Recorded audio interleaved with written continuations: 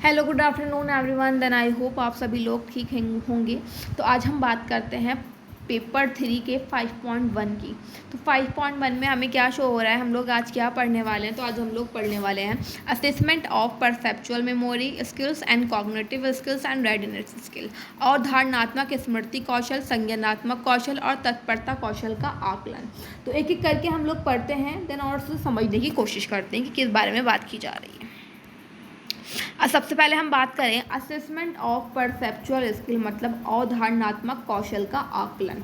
तो इसमें आपको कुछ पॉइंट्स कंसाइडर कर रखे हैं आप लोग, तो हम एक एक करके उन पॉइंट्स को पढ़ के समझने की कोशिश करते हैं किस तरह से हम परसेप्चुअल स्किल्स का असेसमेंट कर सकता है। फर्स्ट हम देखें दृश्य अंतर। दृश्य अंतर में हम लोग क्या पढ़ेंगे कि वह व्यक्ति को एक चित्र या डिज़ाइन दिखाया जाता है।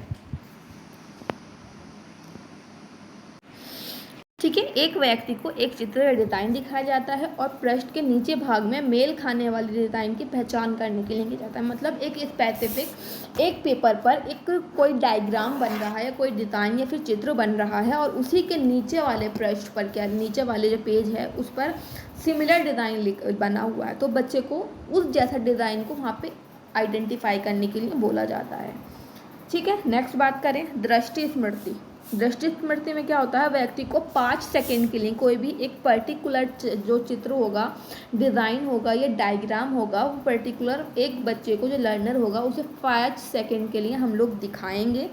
उसके बाद क्या करना है, पेज को घुमा देना है और बच्चे को नए पेज पर वही डिज़ाइन सर्च करने के लिए बोलना है, उसकी पहचान करने के लिए बोलना है। तो ये था हमारा दृष्टि स्मृति। अब बात करें स्थानिक संबंध। स्थानिक संबंध में क्या होता है, जो व्यक्ति को चित्रों या डिज़ाइनों की एक श्रृंखला दिखाई जाती है जो अलग है उसे पहचानने के लिए कहा जाता है। कोई भी एक पर्टिकुलर क्या है उसे डिज़ाइन दिखाया जा रहा है और जो उससे भिन्न है वो आइडेंटिफाई करना है।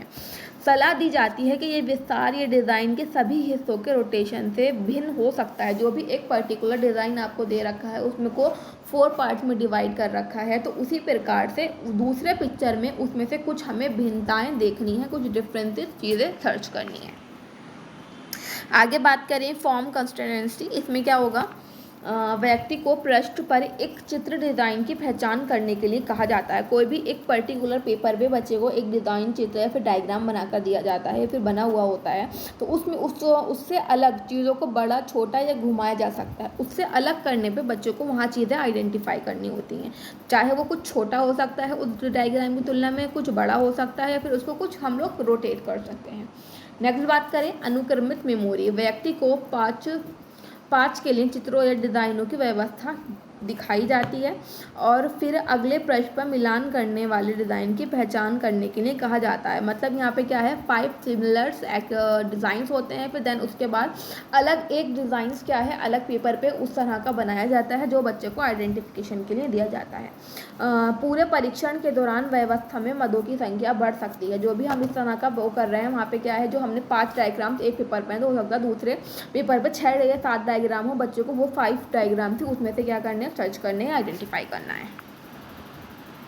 बात करें फिंगर ग्राउंड। फिंगर ग्राउंड में क्या होता है, व्यक्ति को अधिक जटिल आकार के भीतर एक छवि डिज़ाइन की पहचान करने के लिए कहा जाता है। एक कॉम्प्लेक्स चीज़ जो पहले थी सिंपल से ज़्यादा वो क्या हो गई, अब वो चीज़ को मतलब कि अधिक जटिल बना दिया गया है, उसमें अधिक डिज़ाइन अधिक लाइन से बना दी गई हैं, वो बच्चे को आइडेंटिफाई करनी होती है अन्य पेपर पर। बात करें स्मृति कौशल का आकलन, जो हमारी मेमोरी स्किल्स होती है उसका आकलन या असेसमेंट किस प्रकार की कौन से स्किल के बेसिस पर होता है। तो मनोवैज्ञानिक अनुसंधान में दिखाया गया है कि स्मृति एकात्मक निर्माण नहीं है।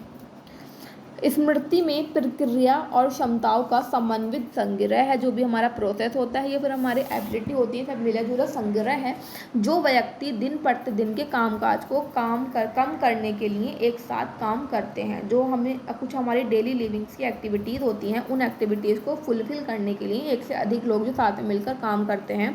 इसके अलावा स्मृति का एक पहलू ख़राब हो सकता है कि कौन सा काम किसने किया उस चीज़ को हम लोग भूल सकते हैं कुछ टाइम के लिए स्पेसिफिकली, जबकि दूसरा बरकरार रहता है, जिससे क्या है उस चीज़ को याद रखता है। इस कारण से मनोवैज्ञानिक स्मृति के आकलन के लिए किसी एक प्रकृति पर भरोसा नहीं कर सकते। इसलिए क्या कहते हैं, जब भी हम मनोवैज्ञानिक क्या है मेमोरी के आकलन के लिए कोई भी हम एक क्या है प्रकृति पर कोई भरोसा नहीं करते, हम विभिन्न ऑप्शन साथ में लेकर यूज करते हैं। बात करें, कई मूल्यांकन उपाय मौजूद हैं और आमतौर पर उपयोग किए जाने वाली मूल्यांकन प्रक्रिया में कई उपघटक होते हैं जो नॉर्मली हम लोग मतलब इवैल्यूएशन प्रोसेस यूज़ करते हैं। उसमें क्या है विभिन्न उपघटन होते हैं, जिसमें से प्रत्येक का उद्देश्य, इसमें से कोई भी हो लेकिन उसका उद्देश्य पर्पस क्या होता है कि एक विशेष प्रकार की स्मृति का आकलन करना, कि कोई एक स्पेसिफिक मेमोरी का हमें क्या करना है, असेसमेंट करना है। विकासात्मक देरी के लक्षण प्रदर्शित करने वाले बच्चों को निम्नलिखित में से कुछ या सभी क्षेत्रों में पेशेवर व्यापक मूल्यांकन के लाभ होगा। क्या होगा यहाँ पे, विकासात्मक देरी, जो लोगों को डेवलपमेंटल डिले होता है, जो इस तरह के कैरेक्टरिस्टिक जिन लोगों में दिखने होते हैं, वो निम्नलिखित में से कोई सा भी क्षेत्र हो, उसमें क्या है उन्हें प्रोफेशनल्स के लिए उन्हें प्रोफेशनल की नीड होगी, जो भी उसका मूल्यांकन करेंगे उससे उनको क्या होगा, कोई ना कोई एडवांटेज लाभ मिलेगा। परिवार प्रारंभिक विकास, चाहे वो फैमिली है या फिर हमारी अर्ली प्रारंभिक स्टार्टिंग हो रही है डेवलपमेंट की, या फिर हमारा स्वास्थ्य से रिलेटेड कोई प्रॉब्लम है, हमारा भाषा है, लिटरेसी है, शैक्षणिक अनुभव है, जो हमारे एकेडमिक एक्सपीरियंसेस हैं क्या है, उसके बारे में पृष्ठभूमि की क्या होनी चाहिए, जानकारी होनी चाहिए। प्रारंभिक विकासात्मक रिकॉर्ड, सीखने की दर के बारे में जानकारी प्रदान करना कि आप लोग क्या करोगे, किस प्रकार से उसका रिकॉर्ड कलेक्ट करोगे। उस उम्र पर ध्यान देना चाहिए जब माता पिता शिक्षक ने पहली बार बच्चे में समस्या देखी हो। क्या है, जो भी बच्चे में जिस एज में आइडेंटिफाई किया गया, बच्चे के अंदर कोई सिम्टम्स देखा गया कि बच्चे के अंदर समस्या है, बच्चे के व्यवहार में समस्या है, तो उस टाइम से क्या करना चाहिए, बच्चे की एक्टिविटीज़ को या बच्चे के बिहेवियर को रिकॉर्ड करना स्टार्ट करना चाहिए। श्रवण और दृष्टि, कुछ शारीरिक कारण विकासात्मक देरी को प्रभावित करते हैं, चाहे वो हमारा हेयरिंग हो या फिर हमारा क्या होता है विजुअल हो, या फिर हमारे कुछ फिजिकल कॉजेज हो। वो क्या है, विकासात्मक देरी, अगर हमारे विकास में देरी चल रही तो उस चीज़ को क्या है प्रभावित करते हैं। उदाहरण के लिए एक श्रवण दोष जो एक हेयरिंग इम्पेयर्ड या फिर भाषा अधिग्रहण में हस्तक्षेप कर सकता है, कि उसकी भाषा क्या होती है, उसकी भाषा इफेक्ट हो सकती है किसके कारण, एक हेयरिंग इम्पेयरमेंट के कारण। या हम बात करें कि एक दृष्टि बाधित बच्चा क्या है, एक जो विजुअल इम्पेयर्ड बच्चा है क्या है, वो वातावरण में पूरे अपना जो इन्वायरमेंट है उसमें एक नॉर्मली उसके नॉर्मल तरीके से क्या है बातचीत करने में क्या है कुछ ना कुछ डिसेबिलिटी दिखेगी, क्योंकि वो उसके रास्ते में कुछ ना कुछ बैरियर्स क्रिएट होते रहेंगे। धारणा, स्मृति, भाषा, सोच, कौशल और समस्या समाधान, इन कौशलों और योग्यताओं का आकलन विकास के सभी पहलुओं में विलंबित बच्चों और कुछ क्षेत्रों में धीमे प्रदर्शन करने वाले बच्चों के बीच अंतर करने में सहायता कर सकता है। जो हमारी कॉन्सेप्ट है स्मृति का, जो हमारा मेमोरी है, हमारा भाषा, हमारा लैंग्वेज, हमारी थिंकिंग स्किल्स और जो हमारी प्रॉब्लम सॉल्विंग है, इन सभी की जो भी स्किल्स हैं या फिर इनकी जो भी एबिलिटीज़ हैं, इसका जो हम आकलन करते हैं इस क्षेत्र का, वो हमें किस में सहायता देता है, वो हम इसको ईजिली किस तरह से आइडेंटिफाई करते हैं अन्य बच्चों के बीच और इन बच्चों के बीच अंतर करके। अन्यथा अपने साथियों की तुलना में अच्छा या बेहतर प्रदर्शन कर सकते हैं। जिन बच्चों के साथ क्या है इस तरह के कॉन्सेप्ट होते रहते हैं, वो क्या करते हैं अपने अन्य बच्चों की तुलना में अच्छा प्रयास या अच्छा प्रदर्शन करना स्टार्ट कर देते हैं। आगे देखें, कॉग्निटिव स्किल्स का आकलन है ना, या फिर असेसमेंट ऑफ कॉग्निटिव स्किल्स, संज्ञानात्मक कौशल का आकलन।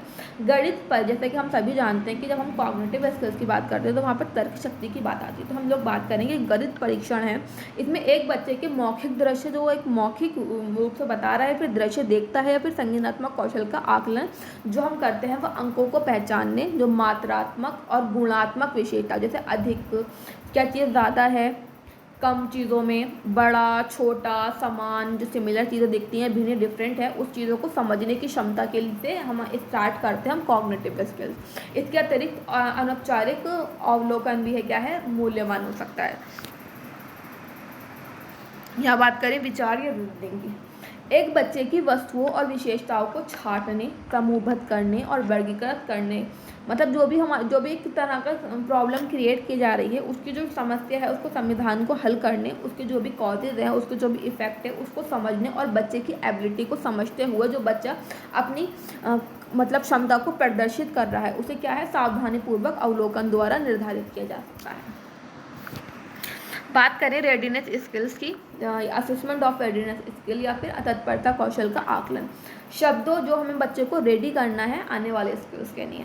शब्दों, अक्षरों के नाम पर चित्रों के नामों से ध्वनियों की जागरूकता और हेर फेर। क्या है, हम चीज़ों में चेंजेस कर सकते हैं, जैसे शब्दों में जो भी हमारे शब्द हैं या फिर अक्षरों के नाम हैं या फिर उनकी जो हमें पिक्चर्स लग रहे हैं, हम आपस में उन चीज़ों को क्या कर सकते हैं, एक्सचेंज कर सकते हैं। जल्दी पढ़ने के भविष्य वक्ता हैं, जो इस तरह की एक्टिविटीज़ को ईजी कर लेते हैं, वो जल्दी पढ़ने के क्या हो सकते हैं, फ्यूचर में जल्दी पढ़ना स्टार्ट कर सकते हैं।